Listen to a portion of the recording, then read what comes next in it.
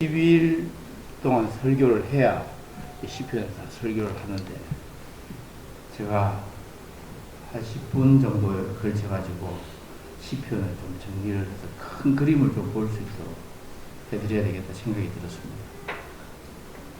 동현 집사님 그 아들 낳았는데, 그 별이라고 하더라고요. 동이 동쪽에 있는 박사, 현자 동방박사가 별을 찾았어. 동방박사가 별을 낳았어. 은지라고 하는 이름은 또 은혜와 지혜인데, 예수님 안에, 또 별을 본 예수님 안에 은혜와 지혜가 충만합니다.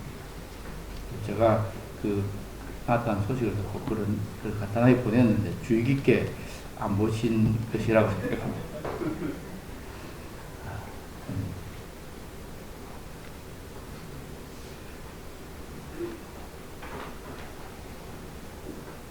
지금 여러분 나라가 많이 어지럽잖아요. 그래서 6.3 지방선거 이후로 올림픽 공원에는 올공에 참 부정선거, 재선거, 당일선거 수개표 계속 이야기하고 있고, 젊은이들이 밤을 쓰면서 응가합니다. 7월 한 달 사이에 한국 주식은 주식시장이 생긴 이래로 최고로 크게로 늘뛰기를 했습니다. 그래서 80%가 주식에 투자한 80%가 손해를 봤다고 합니다. 80%.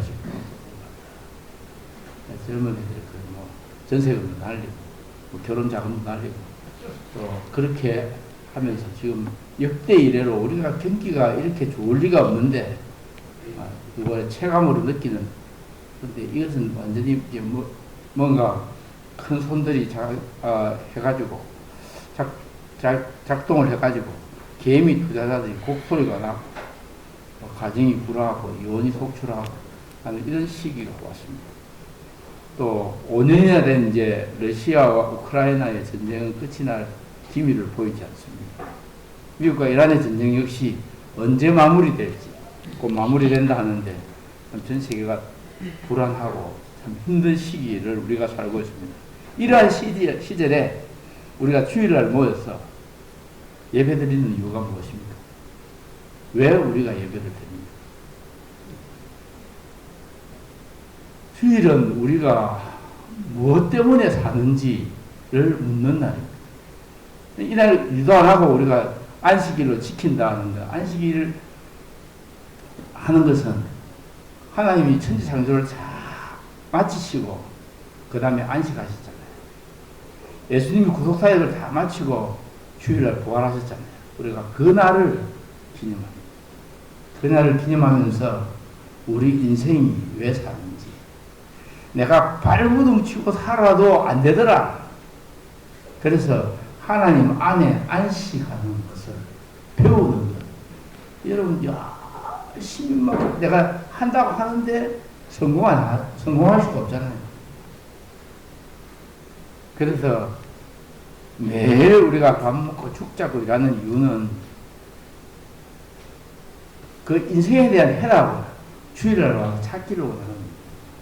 철학이나 문학이나 혹은 예술이나 이런 것들을 통해서 인생의 의미를 사람들이 찾으려고 하지만, 그럼 그것으로 인생의 의미가 찾아지지 않습니다.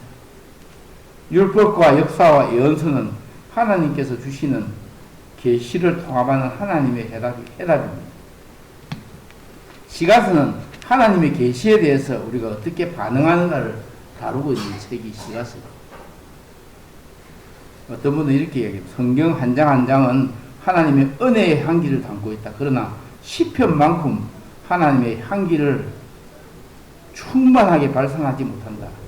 역사서는 우리를 깨우친다. 율법서는 우리에게 교훈한다. 선지서는 예언하고 책망하고 또 바른 길로 인도한다. 그러나 시편은 이 모든 것을 포함한다. 시편은 인간을 구원하는 최고의 양약이다. 그렇게 이야기합니다. 진짜로 그렇습니다. 근데 시편이 참, 저는 공부를 하면서 시편이 너무 어렵더라고요. 제가 지금까지 성경을 여러 차례 지금 이제 대만에서는 중국어로 구약 전체를 지금 8번째 전체 가르치고 있는데 8번째 가르치면서 내가 제 자신에게 탄식하는 것은 내가 이렇게 성경도 모르고 천지도 모르고 내가 40년 동안 목사로서 살았구나 하는 그것을 하나님 앞에 철저하게 회개하는 마음.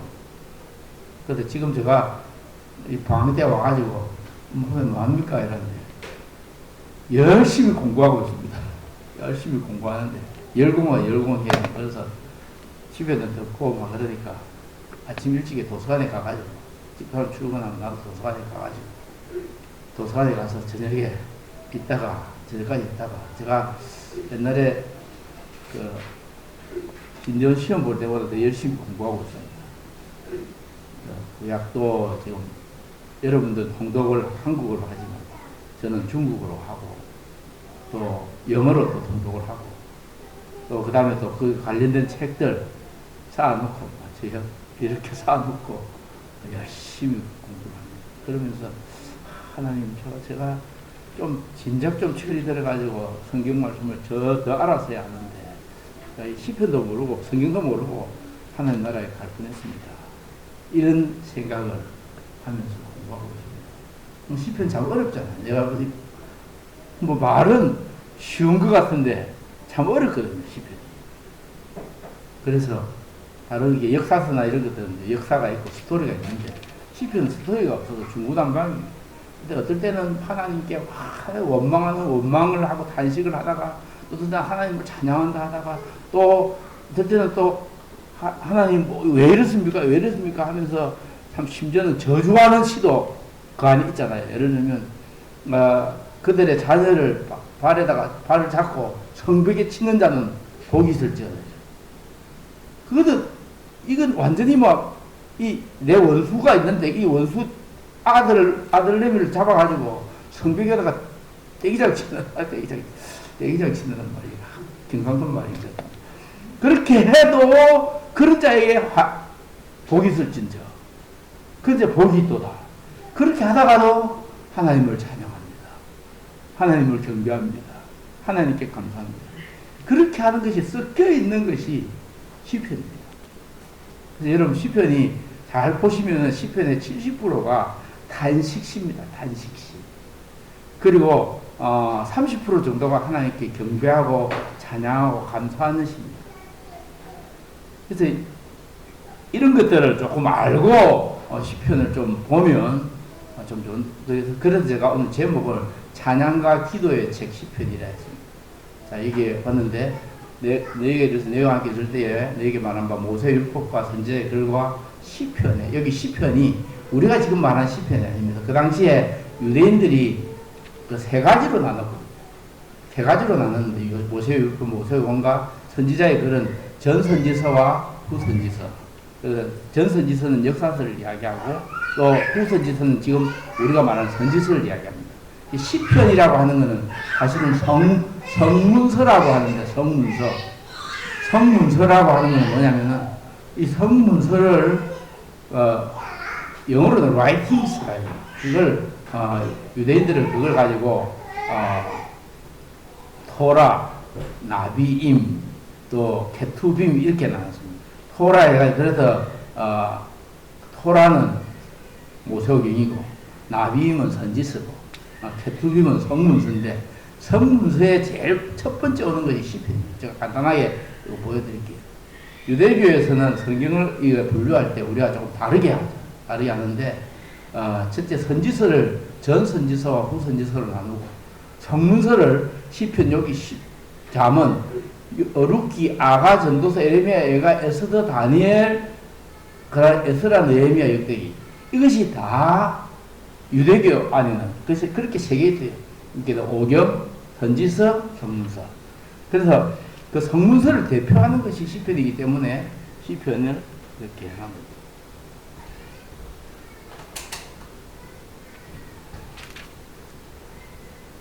그 시편을 참 역대 이후로 많은 사람들이 참 시편을 좋아했습니다. 좋아했고 그게 다른 모든 성경은 그 성경 자체에 그 하나님이 우리에게 계시하시는 내용을 기록하고 있는데, 시편은 하나님께 대한 계시에 대한 우리의 반응을 말하고 있기 때문에, 우리의 반응. 그러니까 우리가 하나님 참 이것 좀 섭섭합니다, 하나님 이것 좀 왜 이러십니까 하는 그런 반응을 말하고 있기 때문에 70%가 단식이다 말이에요. 그래서 가장 인간적인 내용을 많이 담고 있는 것이 그 시편이다. 그래서 시편을 사람들이 좋아하는 것 같습니다. 유대인들은 지금도 시편을 좋아해서 매번 사실은 유대인들이 기도할 때에 하루에 3번 기도하잖아요. 그래서 예를 들면 저녁에 6시 기도할 시간이 됐다 하면 탁 정리하고 유대인들이 쓰는 모자를 하나 덮어 쓰고, 그런 다음에 가서 이제 회당이나 아니면 통곡의 벽에 가가지고 기도하는데, 그 기도가 내 말하고 싶은 대로 말하는 것이 아니고 대부분 90% 이상이 시편을 읽으면서 기도합니다. 시편을 읊조리고 기도하는. 그래서 여러분 통독하는 거 참 좋은데, 통독을 하면서도 이걸 소리를 내고 하는 것이 참 좋은 습관입니다. 소리를 내어서 근데 저도 매일 하루에 1시간 정도는 제가 중국어를 안 까먹으려고 중국어 성경을 소리를 내어서 읽어보려고 노력합니다. 그래서 이 시편을 그렇게 하면서 다 기도하는데, 그래서 저는 생각하기에 여러분 9시든 8시에 기도할 때 시편을 한 편을 읽고 그 시편을 따라서 기도하면 될까요? 그것이 팀 켈러가 가르쳐준 시편으로 기도합니다. 여러분 아마 팀 켈러의 책을 한번 보시면 시편 기도라고 하는 책이 있는데 그걸 좀 참고하시면 좋겠습니다. 제가 시편에 대해서 좀 알고 싶어가지고 제임스 몽고메리 보이스라고 하는 사람이 쓴 시편에 대해서 3권짜리 한 1500페이지쯤 되는 영어 책을 사가지고요. 그걸 또 열심히 좀 이렇게 했는데도 시편 잘 모르겠더라고요. 또 스펄턴이라고 설교의 왕이라고 하는 그분이 또 시편에 대한 Treasure of David 해가지고 두꺼운 책이 집에 2권이나 있어요. 그걸 봐도 잘 모르요. 그러니까 역대 이후로 이 시편을 아는 만큼 여러분 신앙이 성숙했다고 해요. 그러니까 시편 모르면 우리 신앙이 참 성숙도가 많이 떨어진다, 그런 생각을 합니다. 그래서 우리 마음에 가장 많이 담는 게 시편인데, 시편은 또 성경의 축약본입니다. 많은 나라에서 성경을 출판할 때 제일 먼저 신약 출판하잖아요. 근데 신약에 반드시 끼어 있는 게 뭐냐면 시편을 가지었습니다. 기도원 성경 보셨잖아요. 그래서 시편이 그런 데 있는 겁니다. 그래서 시편은 여러분들 성경 읽고 나서 시편을 기도문으로 사용하면 좋겠다, 그런 생각을 합니다. 옛날에 수도사들은 시편을 어떻게 읽었냐면은 수도원에서 일주일에 시편을 150편을 한 번 읽었답니다. 그러면 1년이면 50번을 읽고 내가 수도원에 10년 있으면 500번을 읽을 거야. 그래서 바울은 이런 사실을 알았기 때문에 시와 찬미와 신령한 노래를 부르며 라고 할 때에 그것이 너희 마음에 주께 감사하고 할 때는 시편을 이야기합니다. 시편이 그의 마음에 넘쳐나였기 때문에. 그래서 시편을 잘 공부한 사람들은, 시편을 어떤 사람은 히브리어로 다 외웁니다. 시편을 다 외웁니다. 제가 어리석어가지고 우리 아이들이 어릴 때 미국에서 이제 공부를 할 때 영어를 막 배워가지고 내가 영어를 좀 잘 가르쳐 보려는 욕망으로 시편을 외우게 했어요. 그리고 우리 작은 놈 둘째는 머리가 얼마나 비상한지 그거 외우는데 아침에 한 몇 번 읽고 점심에 한 몇 번 읽고 저녁에 몇 번 읽으면 다 외워버리는 거예요. 그래서 방학 동안에 시편을 30편을 다 외우더라고요.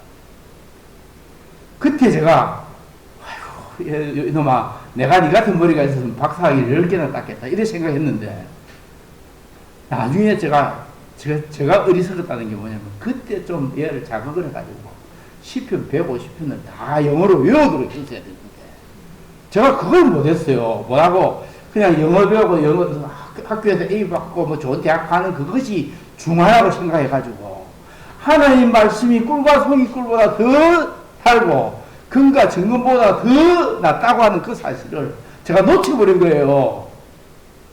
그래서 참 여러분 아직 어린아이들 키우는 여러분들 아직 기회가 있습니다. 그 아이들 얼마나 어릴 때는 비상한지요. 아이들이 그걸 영어로는 그 포토그래픽 메모리라고 합니다. 딱 들으면 바로 입력이 막 됩니다. 그래서 아이들에게 계속 엄마 아빠가 시편을 같이 외우고 같이 읽고 시편뿐 아니라 모든 성경을 계속하면 제가요 중국의 그 명인 무슨 뭐 대회 이런 거 있는데 거기에 어떤 8살짜리 아이가 나와가지고 황제 내시경이라고 중국의 고대된 그 책이 있습니다. 그걸 다 외우더라고 한자로 된 거. 성경보다 더 두껍습니다. 근데 그게 어릴 때에 그 12살 전에 보면 어릴 때 더 좋고 계속 그 아이들에게 그렇게 하니까 유대인들이 IQ 평균 IQ로 볼 때는 우리보다 훨씬 떨어지는데도 그렇게 하나님의 말씀을 늘 읊조리고 낭송하고 배우고 암송하고 하니까 그 아이들이 전 세계를 주도하는 돈도 유대인이 갖고 있고 또 지금 그 노벨상도 유대인이 다 타고 또 전 세계 은행 다 장악하고 있고 지금 사실은 이란과 미국의 전쟁이 사실은 이스라엘 유대인과 아랍 전체 전쟁입니다. 근데 그런 것들이 다 어디서 나가겠어요? 조금 뭐 이겼다 잘했다 뭐 그거 그 전쟁을 잘했다 뭐 그랬다 이거 전에 우리 자녀들을 정말 그렇게 하나님의 말씀으로 키웁니다. 그래서 좋은 뭐 아이들이 뭐 학원 가가지고 잘 공부해가지고 서울에 뭐 스카이 들어가고 그렇게 해서 좋은 학과 나오고 하는 이것이 여러분의 아이 인생의 목표가 아닙니다. 그래서 아이들을 평생 먹고 살 수 있도록 돈 많이 마련해주고 그것이 인생의 목표가 아니고 그 아이들로 하여금 예수님을 바로 알고 하나님의 말씀 사랑하고 그 하나님의 말씀 안에서 자기가 가지고 있는 그 잠재력과 가능성을 발휘하도록 하고 부모는 서서히 떠나야 됩니다. 그런 것이 참 우리 인생입니다. 이제 아이들이 이제 큰 아이들 좀 자라고 이러니까 제가 요즘은 큰 아들한테 자문을 많이 구합니다. 야, AI를 어떻게 써노? AI 어떻게 써노? 또 아빠가 지금 뭐 이런 것에 좀 이제 투자를 좀 해보려 하는데 니 어떻게 하는 게 좋겠노? 다 이야기했죠. 아빠 쓸데없는 짓 하지 마시고 아빠는 하나님 말씀 연구하고 하는데 집중하세요. 뭐 그렇게 이야기하고 AI 같은 거는 지가 자기 하는 AI 그걸 딱 연결해가지고 어떻게 쓰는지 그런 걸 가르쳐주고 그렇게. 그래서 우리 인생을 좀 잘 생각해보고 살아야 됩니다. 근데 내용면으로 볼 때는 이 시편 안에는 성경에 관한 것이 있습니다. 그래서 성경론이라 그러죠. 또 신론이 있고 인간론이 있고 구원론이 있고 교회론이 있고 종말론이 있고 예수 그리스도에 대한 메시아 시편도 있고 그렇게 해서 어쩌면 신학의 전부가 시로 표현되어 있는 것이 시편입니다. 자, 이스라엘의 절기가 되면 뭐 절기에 자기들이 읽는 책이 있는데요. 책이 예를 들면 6월절에는 아가스를 읽는다든지 오순절이 되면 자기들이 룻기서를 읽는다든지 또 이제 저기 뭐 성전 파괴된 날에는 에레미야 예가를 읽는다든지 그리고 저기에 쭉 보면 대속죄일에는 또 뭘 읽는다든지 초막절에는 전도서를 읽는다든지 그 다음에 또 이제 불임절이 되면 그 에스더서를 읽는다든지 이런 게 이 지금 시편 읽는 것과 이런 책을 읽는 것과 오경을 읽는 것이 절기에 전부 안배를 되어 있어요. 그래서 내가 오경을 읽는 것과 이것이 그렇게 가지고 3년에 한 번씩은 완전히 전 성경을 다 보도록 하고 근데 대중을 향한 겁니다. 모든 성도들을 향한 겁니다. 그런데 매일 자기 유대인에 해당해서는 아침부터 점심때까지는 토라나 성경만 계속 읽고 토론하고 하는 그 일만 하잖아요. 그러니까 이 유대인들은 희한한 게 한 20살만 되면 그렇게 해서 오후에 이제 자기들 학교 가고 그러는데 제일 좀 명문대학에도 30% 다 들어가고, 또, 또 장학금도 많이 받고, 그런 걸 제가 보고, 야, 충격을 받았거든요. 그리고 또, 12살 때, 바 미츠바라고 하는 이제 율법의 아들이 딱 됐을 때는, 아버지, 엄마가, 또 할아버지가 돈을 줘요. 돈을 주면 그걸 가지고 또, 투자하는 걸 가르쳐가지고, 펀드 투자를 하는 걸 해가지고, 제가 우리 큰아들 졸업식 하기 위해서 미국에 세인트 존스 대학을 갔더니, 방에 있는 같이 있는 데가 유대인인데, 자기는 입학을 할 때 벌써 뭐 놀라지만 1억 불을 확보해가지고 대학에 들어왔더라고. 근데 누구 부모가 줬나 이렇게 물어보니까 그게 아니고, 그 1억 불이면 별로 놀라지도 않는데, 한국 돈으로 지금 한 1,500억 정도 됩니다.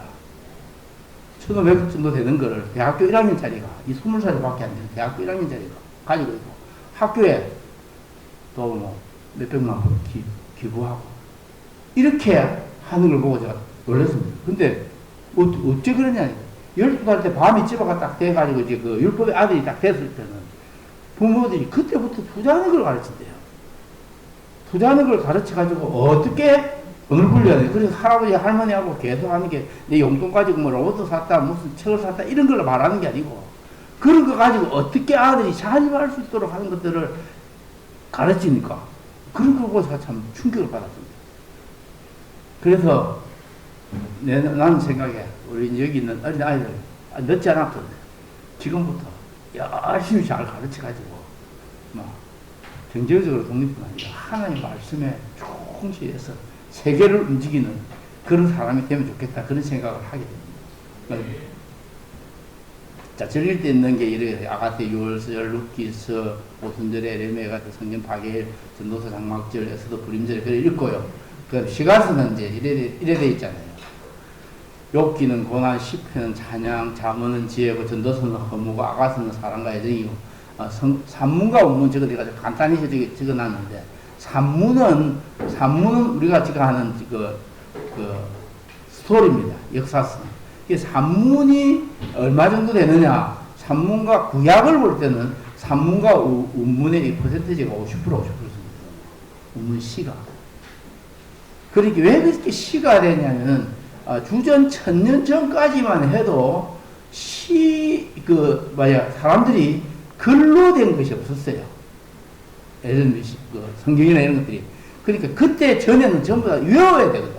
외워가지고 스토리를 이야기해야 되는데, 시로 해놓으면 잘 외울 수 있거든요. 그래도 시의 중요한 게 뭐냐면, 알파벳을 따른 시, 이런 게 있습니다. 그리고 알레, 벳, 김메, 달렛, 그걸 따가지고 하는 그런 시, 뭐, 이합시, 그 다음에 뭐, 이게 여러 가지 있는데, 그런 것들을 보고, 이게 바로 사람들이 잘 외울 수 있도록 하기 위한 거죠. 그 아이들한테 잘 외울 수, 아이들 그래서 외우면 그 노래로 하잖아요. 그래서 저는 생각해, 우리 지금 그 찬송가협을 가지고 새 찬송가협을 개편장도 갈 것 없이, 우리는 시편으로 부르는 찬송. 그런 게 나와 있습니다. 시편 전체를 아이들이 계속 부름으로 교회에서 자라서 한 10년쯤 되면 시편 전체를 다 외울 수 있는, 그게 가능하단 말이에요. 이게 그 운율이 붙어 있는 거죠. 그래서 제가 아는 이제 목사님 중에 이제 생각하시면 김홍전이라고 하는 목사님은 자기가 본래 전라도에 이제 그 시향의 지휘자였는데, 자기가 전체로 시편 150편을 작곡을 해가지고 그 찬송가를 만들어 놓은 걸 제가 본 적이 있습니다. 그렇게 하고 산문이고, 이제 운문은 그래 이래 돼 있는데, 우리는 운문이게 별로 표시가 안 나게 돼 있어요. 시편은 그래 우리 시편의 책이 보니까 운문이 표시가 안 나도록 해. 근데 산문과 운문이 다르잖아요. 그다음에 이제 히브리어의 이제 이것은 이제 그 테헬림이라고 해가지고, 테헬림 히브리어로, 그리스에는 이거 푸살로스라고 해요. 푸살로스. 라틴어, 영어 뭐 이런 이름이 있어요. 그 시라는 뜻이고. 자, 요거는 중요하기 때문에 좀 시편의 히브리어는 미즈모르라고 하는 거고 쉬르라는 두 가지인데, 시르는 대체로 입으로 부르는 노래를 말하고, 미즈모르는 악기로 연주하는 노래를 나타냅니다. 시편은 원래의 뜻은 하나님을 찬양하는 찬양집을 말합니다. 그래서 부살텔리온이라는 이 말은 현악기는 뜻을 가지면서 수군과 비파, 또 이것도 시편이에요. 그리고 세페르 테헬림, 세페르라고 하는 책이라는 테헬림은 찬양집인데 찬양의 책이에요. 그래서 유대인들은 찬양이라는 단어를 시편 전체를 가르치는 말로 사용하지만 시편 72편 19절은 이세 아들 다윗의 기도가 필요하다라고 시편을 테헬로트라 해가지고 기도라고도 말해요. 그러니까 제가 왜 제목을 찬양과 기도의 책 이렇게 말했냐면은 이 시편은 찬양도 하고 기도도 하고, 그래서 찬양과 기도에 제일 좀 적합한 것이 그 기도 모음집 또 찬양 모음집 이렇게 생각하기 때문에 저는 강력히 강추하는 것은 여러분 교회 안에서 아이들에게 시편을 계속 배우게 하고, 근데 이 시편 외우는 이게 저는 불가능한 것 같은데 그게 가능하더라고요. 집사람이 뭐 한때 중국의 그 란조우라고 하는 곳에서 그 홈스쿨링 하는 스쿨 오브 투모로우라고 하는 그 프로그램을 가지고 영어로 하는 홈스쿨링의 담당자로 이렇게 일을 좀 했습니다. 했는데 그때 어떤 일이 있었냐면은 이게 홈스쿨이 전 중국에 있잖아요. 전 중국에 있는 친구들이 모여가지고 뭘 하냐면 매번 애들은 공부를 할 때마다 성경 구절 한 구절씩 있는데 그 해에 제일 성경을 잘 배운 애는 시편 150편을 영어로, 한국 아들이 그 외국 애들이 아닙니다. 150편을 영어로 완전히 다 외웠는데, 그래서 제가 그걸 보고 어린아이 때는 가능성이 무궁무진하기 때문에 엄마 아빠들 아이들 키우기 위해서 막 돈 버는 것도 중요하고 하지만 애들에게 이 성경 말씀 가르치는 이 일에 올인해야 됩니다.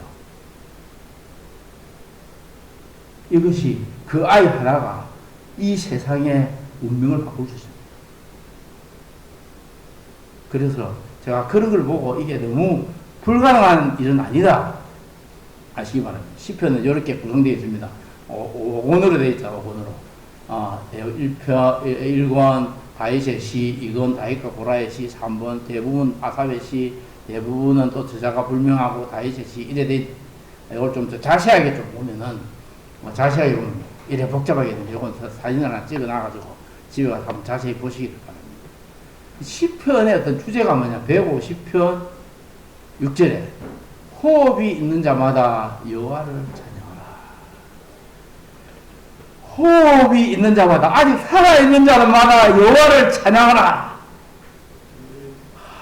참 이 찬양이 울려 퍼지고 시편이 울려 퍼지고 하는 이런 일이 일어나야 되지 않겠는가요? 이거 여러분 혹시 이거 없다고 실망하지 말고 이거 교회 나중에 교회 단체방에 제가 올려드립니다. 올려서 보시면 되고, 그 다음에 저자도 이게 나와 있잖아요. 저자도. 근데 시편의 구성가 볼 때 1권은 왕정 시기에 지어진 거다 보통 보고요. 또 2권은 또 왕정 시기에 하나님에 대한. 근데 이게 보면 3권도 포로 시기, 4권도 포로 시기, 5권은 포로 기한 이후에 작성이 됐는데 시편이 매일 마지막에 끝이 날 때 하나님에 대한 찬양을 합니다. 여러분 성경을 펴가지고 41편 13절 한번 보실래요? 41편 13절을 보시면 41편 13절에 이렇게 되어 있습니다.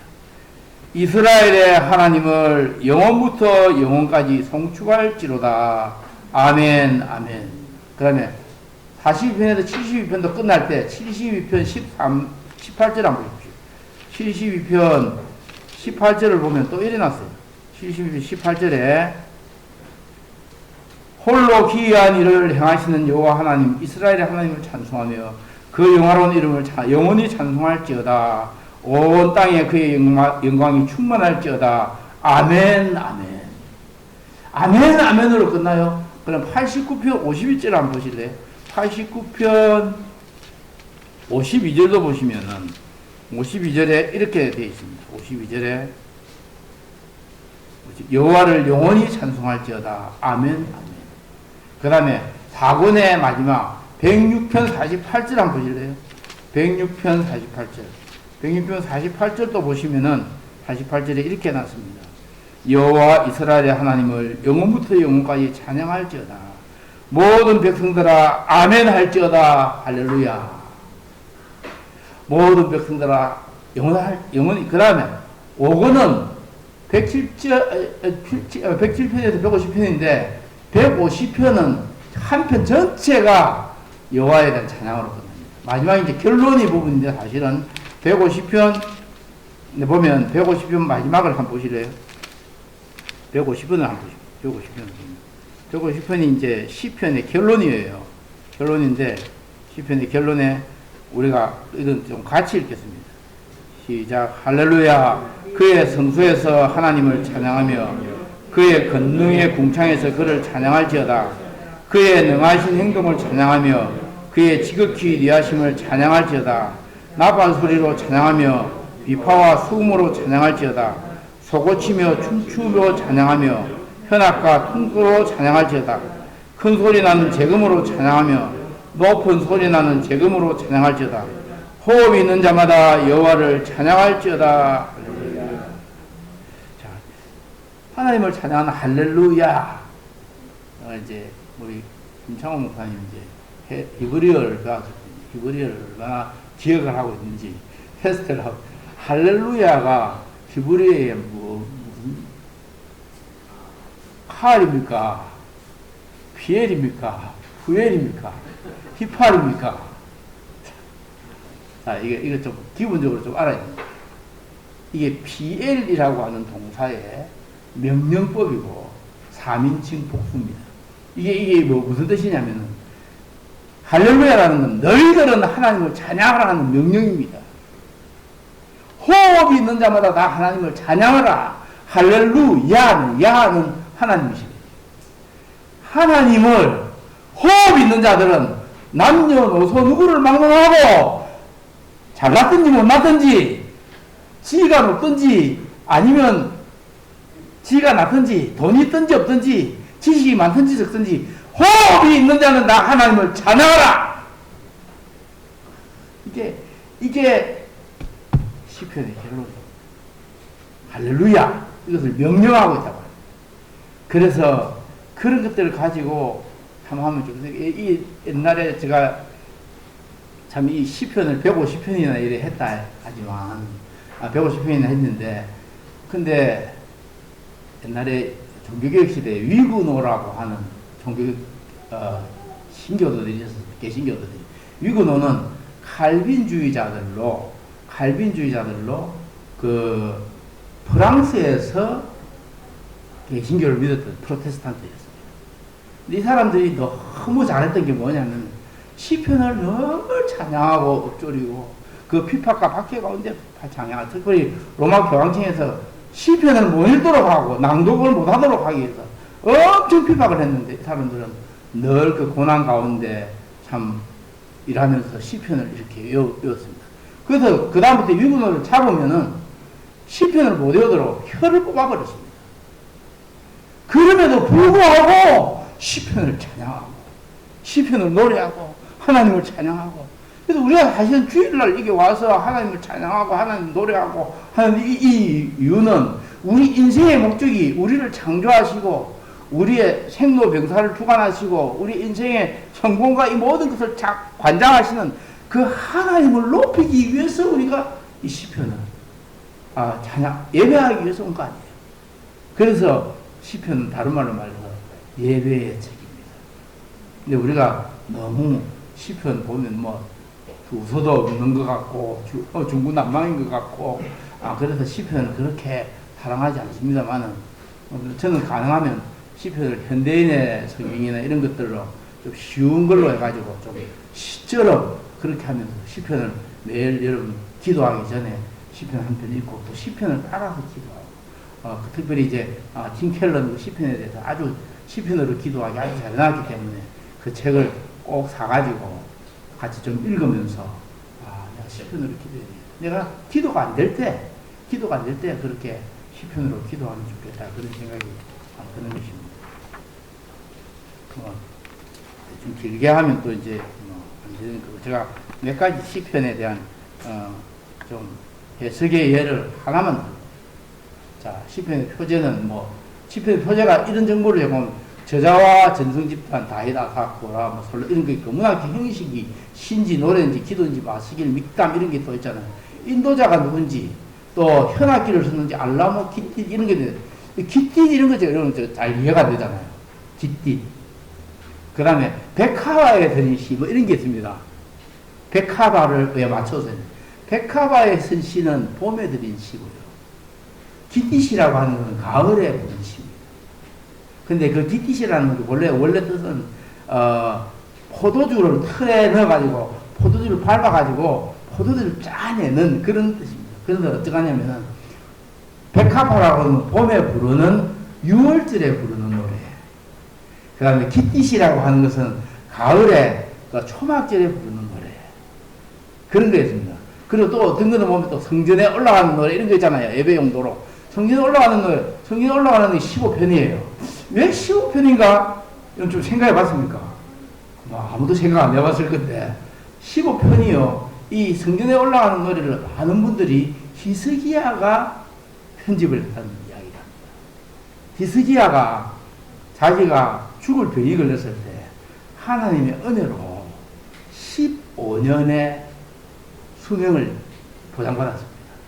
그래서 한 편 한 편이 1년을 보장하는, 그래서 성전에 올라가는 노래를 하면서 하나님 할 때 내가 나에게 새로운 1년 주신 것 감사하다. 새로운 2년 주신 것 감사하다. 이런 것들에 대한 것들을 해서 15편을 지었다는 이야기도 있고, 또 하나는 그 안에 15편 중에서 다른 사람의 이름으로 된 시편이 5편이고 무명의 시가 10편이에요. 10편. 10편인데 이 다른 사람의 이름으로 뭐 솔로몬 시도 있고 뭐 이렇게 있습니다. 근데 무명의 시의 10편이 아마 히스기야가 지었을 것이다 라고 이야기합니다. 그건 또 왜 그러냐면은 히스기야가 죽게 됐을 때 어떤 네가 기도할 때 말이죠. 네가 살아나는 어떤 표식을 하나님이 어떻게 주시기를 원하느냐 이랬을 때 히스기야가 해시계가 뒤로 10도가 기울어지기를 원해요. 그렇게 했거든요. 그 10도, 그래서 그 1년 해가지고 10편을 지었다. 그런 이야기도 있습니다. 그래서 여러분 좀 시편 공부를 좀 잘하려고 하고 말씀을 마치려고 하는데, 뭐, 하나님의 이름에 대한 것들을 가지고 시편, 여러분이 잘 아는 시편 23편 간단히 말씀드리고 마치겠습니다. 시편 23편에 하나님 이름 다 나오거든요. 여호와 이레. 여호와 이레가 보면 내가 부족함이 없으리로다. 그것은 뭐냐면 여호와께서 준비하시리라는 창세기의 것을 인용을 했습니다. 내 영혼을 소생시키시고 여호와 라파. 여호와 라파가 이 라파는 뭐냐면 여호와께서 치료하시는 분이십니다. 라파야 하는 여호와 샬롬. 샬롬이라고 하는 것은 나를 실만한 물가로 인도하시고 평안하게 인도하시는 거예요. 그래서 여호와는 평하시다. 여호와 차드키누. 자기 이름을 위하여 의의 길로 인도하시고 여호와는 우리의 공이시다. 뭐 그렇게 또 이제 에레미야에 나오고 여호와 삼마 주께서 나와 함께 하심이라. 여호와 그 계신다. 이게 이제 여러분 에스겔서 48장에 나오는데 여호와가 거기에 계신다. 그 삼마가 나오고 여호와 니시. 여호와는 나의 원수의 목전에서 나에게 상을 베푸시고 여호와는 나의 깃발이고 나의 승리시다. 이게 나오잖아요. 이게 출애굽기에 나오잖아요. 그리고 여호와 로이, 그 다음에 여호와는 나의 목자시니, 여호와는 나의 목자. 지난주에 사형도교에 가서, 지지난주에 사형도교에 갔어. 사형도교에 목사, 이순원 목사, 저희 후배것도 친구입니다. 그 친구가 자기 아들이 이신데 자기 손자 이름을 로이라고 하죠. 로이 그거 괜찮네. 로이라고. 여호와는 뭐 나의 목자다. 목자다. 목자. 근데 그걸 또 한자로는 길로자에다가 또 이로울 이자를 쓴다고. 그것도 말이 된다. 이래 생각을 했는데, 참 여러분 시편의 한 편을 깊이 묵상하면 시편 안에는 놀라운 은혜가 있습니다. 자, 제가 이제 말씀을 마치겠습니다. 역대 이후로 많은 사람들이 시편을 사랑했고, 또 시편을 묵상하고, 또 시편을 늘 읊조리고, 시편을 가지고 기도하고, 그리고 시편을 가지고 찬양했습니다. 여러분 인생길에 어려움과 시험이 닥칠 때 저는 부부들은 최소한 매일 저녁에 시편 한 편 정도 읽고 같이 기도하시기 바랍니다. 그래, 그 시편을 따라서 기도하십시오. 부부들은.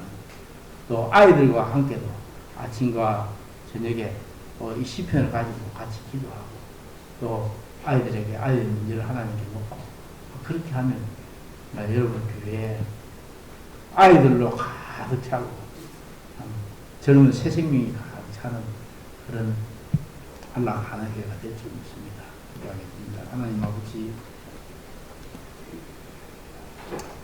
우리 인생길에 참 고난과 슬픔